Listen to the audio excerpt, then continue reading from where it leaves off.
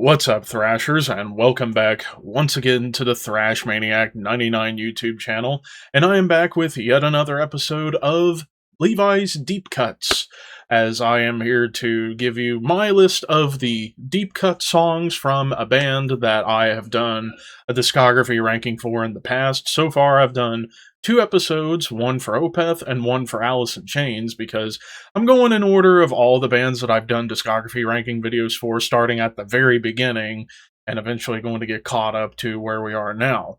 But the next band that I am talking about for this episode is none other than Megadeth, which seems especially appropriate considering they're going to be hanging it up, supposedly, here before too long, and they did just release a new album earlier this year, which I'm still not a big fan of, so yeah. I will preface that with this particular episode, there are some albums that I decide to just completely not bother with, and those albums are Risk, Super Collider, and the self-titled.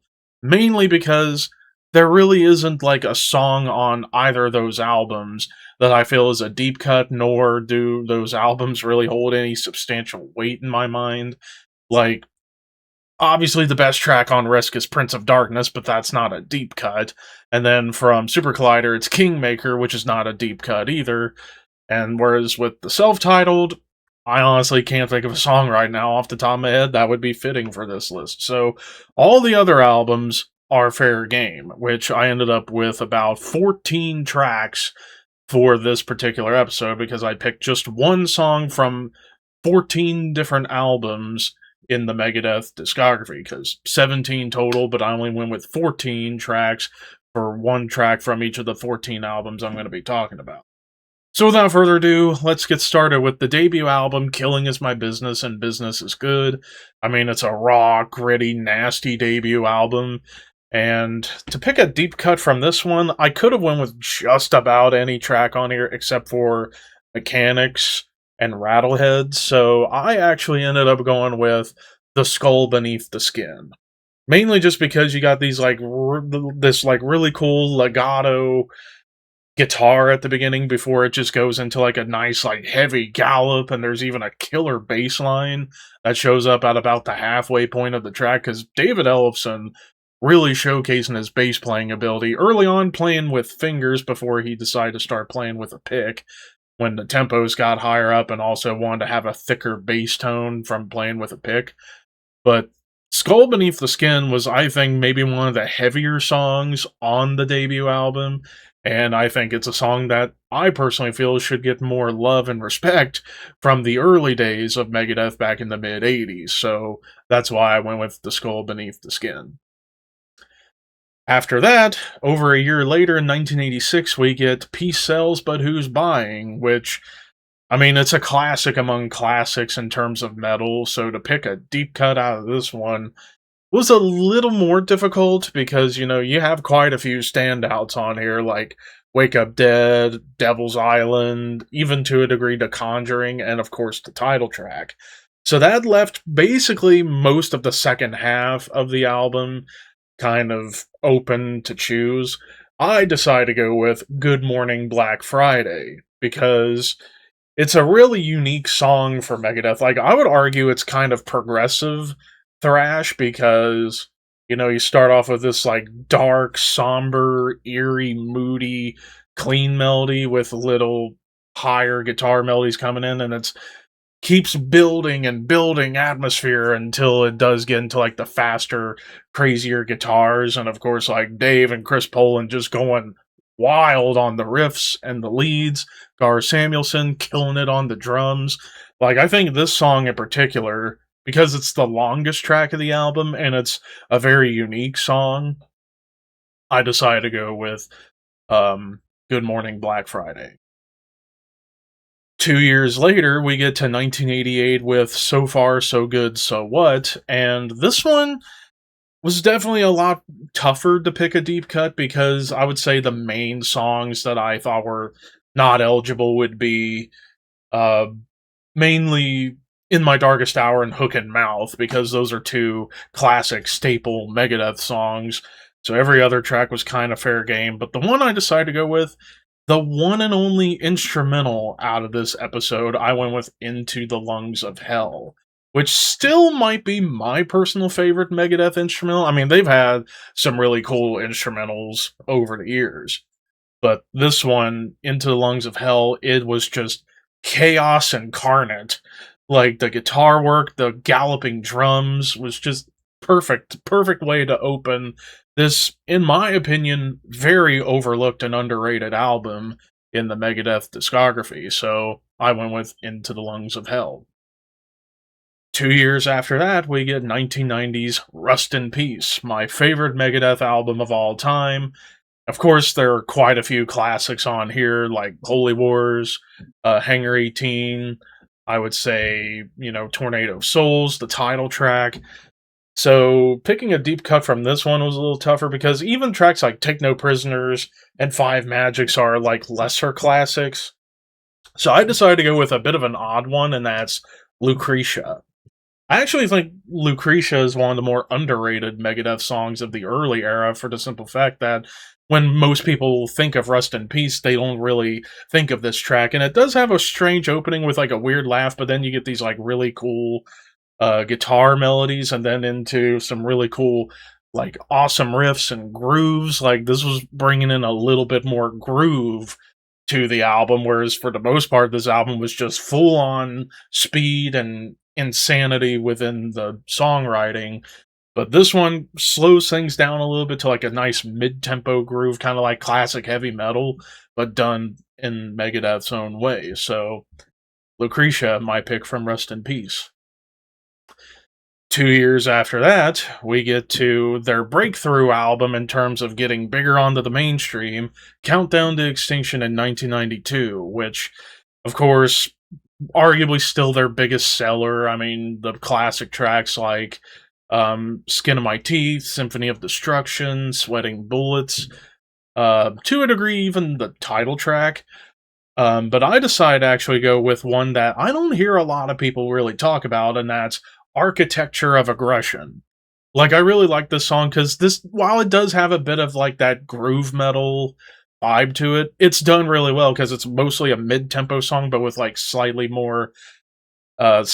faster riffs, but not like thrash fast. It's just like faster than normal style metal riffing going on there.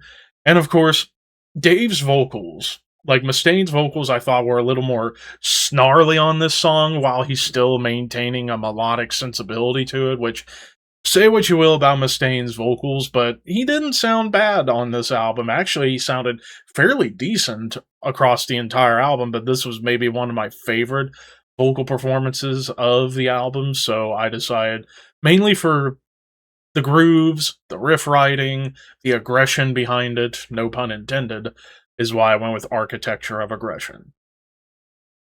2 years later, we get to 1994's Euthanasia, and picking a deep cut from this was even more difficult because the majority of this album, I would argue, has a bunch of Megadeth deep cuts. Like the main songs that most people remember from this album are Reckoning Day, Train of Consequences, and A Tout le Monde. Those are mainly the only songs most people really remember from this album when it comes to like more mainstream talk. So the track I decided to go with is Elysian Fields. I always liked that song because it was just very catchy and very driving and just really going for hooks and nailing those hooks. So, yeah, Elysian Fields, I always loved that song whenever I was getting into this period of Megadeth back in my early days of high school or coming out of middle school, going into high school. So, yeah, I'm going with Elysian Fields. Now we wait 3 more years for the next album, which would be 1997's Cryptic Writings, a somewhat divisive album in the Megadeth discography because you got the group of people who love it, then the group of people who are like, it's just there or okay. I still think it's a very underappreciated album because it was like, of course, Mustaine's battle in his mind. Do I want to write more mainstream oriented songs or straight up heavy songs? This album, I think he manages to merge both together rather wonderfully, and he came out with some pretty cool tracks. I mean, the main ones would be like Secret Place, Almost Honest, and most especially Trust. But the song that I think doesn't get enough credit from this album, and maybe the heaviest song of the album, Mastermind. I really, really like that song because that song kind of harkens back to like almost like it sounds like it could have been an in between track of, or like a track in between Rust in Peace and Countdown to Extinction. Like it's got a little bit of a thrashier like bass gallop, but it's mostly like groove oriented rhythms, but with great like legato riffs to kind of give it an extra snarl. And even Mustaine's vocals sounded more snarly on this track too. So yeah, I went with Mastermind from Cryptic Writings. So, of course, like I said, I am skipping Risk, and we're going to go straight 4 years later to the 2001's The World Needs Hero, which I know some people are probably like, about this one, because I'll even admit it's not anywhere near my favorite Megadeth album. But there are a few, I think, really good songs on here that just some people want to look past because of the song Moto Psycho being on here. Like, yeah, that's a dumb song, but there are some pretty cool tracks on here that I could have picked as far as a deep cut goes. But the one that I'm going with is the closer, When. It is just this like eerie, like first half of the song where Mustaine's like starting to get a little bit sinister, and then you get these like big, like atmospheric riffs. Of course, the remainder of the song is basically his homage to Diamond Head's Am I Evil? Like, the riff is very similar, and even in the rhythm patterns. But I still like the song mostly for the mood and for the anger behind it. So, yeah, I'm going with When from The World Needs a Hero. 3 years later, we move on to 2004's The System Has Failed, which originally was intended to be a Dave Mustaine solo album, but the record label Sanctuary Records said, nah, we need this as a Megadeth album. And I'm glad it was changed to a Megadeth album. Granted, a good chunk of this album doesn't necessarily sound like Megadeth, but still Mustaine willing to evolve a little bit.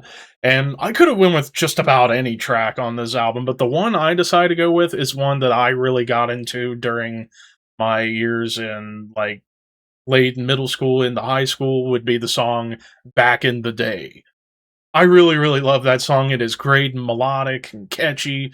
It's got some really cool shred behind it. And of course, one of the big reasons I love the song so much was because it was on Duck Dodgers, where Dave Mustaine actually guest appeared on an episode, and it's maybe my favorite episode that I can remember seeing of Duck Dodgers. So that's part of the reason. But the song itself is very, very good. It's catchy, it's fun, and of course, like great legato riffs and shredding leads as only Dave Mustaine can do. And I think even Chris Poland came back for the session work on this album and song. So yeah, I'm going with Back in the Day.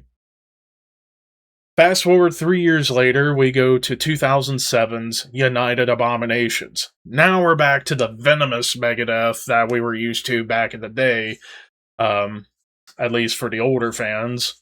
But the track I decided to go with on here, like, really, there was only one song that I thought was disqualified, and it was the re-recording of why can't I say it? A Tout le Monde. So I decided to go with the opening track, Sleepwalker.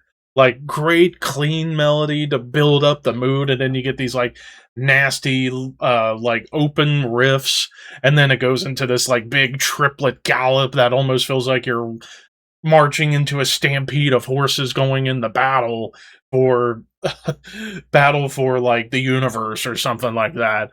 It's just a nasty, heavy, gallopy track, and it still remains maybe my favorite off of this album. I don't know, there's quite a few songs on United Abominations I could argue as being my favorite, but I would say this one would probably be the one, so Sleepwalker. Then we fast forward 2 years later to 2009's Endgame, in my personal opinion, the best of the modern era of Megadeth that started basically after the 90s came to a close. Because Endgame, I think, is arguably the heaviest Megadeth album as well, and there are quite a few songs I could have went with on here. The main songs I thought were disqualified were like Dialectic Chaos, This Day We Fight, Head Crusher, and Right to Go Insane. So didn't leave a whole lot of choices, but I decided to go with the song 44 Minutes. Like, it's mostly like mid to slow tempo for the most part, but it's got this like really cool, great guitar melody at the beginning with like samples of like police shooting going on, and it builds up nicely, and it's just like very, very powerful sounding for the most part. So that's why I went with 44 minutes, because it's just got that like eerie feeling of like, oh my god, am I gonna make it out of this cop shooting alive kind of vibe. So yeah, 44 minutes, my pick from Endgame. Then we go 2 years later to 2011's 13, and this one was a little tougher to pick a deep cut because there were quite a few songs that were like big songs on the radio at the time, like Public Enemy Number One, for example. But the song I decided to go for on this one is the opening track, Sudden Death. Of course, the song was made well over a year before in 2010 for Guitar Hero Warriors of Rock, but still, that song I think is a very underrated, like thrasher shred fest of a song. Like the first like minute or so, it's just Mustaine and Chris Broderick just going crazy on the guitars together before it gets into these like nasty like down pick gallops, and of course just fantastic leads all over the place. So Sudden Death, my pick from 13. And then, of course, I'm skipping 2013 Super Collider, and we're going to jump into 2016's Dystopia, which I still am of the opinion I think it's one of the more overrated albums. It's still really good, but I think the album that came afterwards was better, which we'll get to. But the track I decided to go for from Dystopia would be Conquer or Die. I mean, that's basically self-explanatory. It's just meant to be a ballsy, heavy, vicious song. And in my opinion, it was one of the more vicious tracks on this album and just really packed a ton of punch and bite. Of course, like Mustaine getting snarly again, even if his vocals have been shot for quite a while at this point. And I can't remember, I don't think he had the throat cancer at this point. That wouldn't come until a few years after, but still, I decided to go with Conquer or Die as my pick from Dystopia. And then the final one I'm talking about, because I'm not talking about the recent self-title that came out in January, the final album I'm talking about is 2022's The Sick, The Dying, The Dead.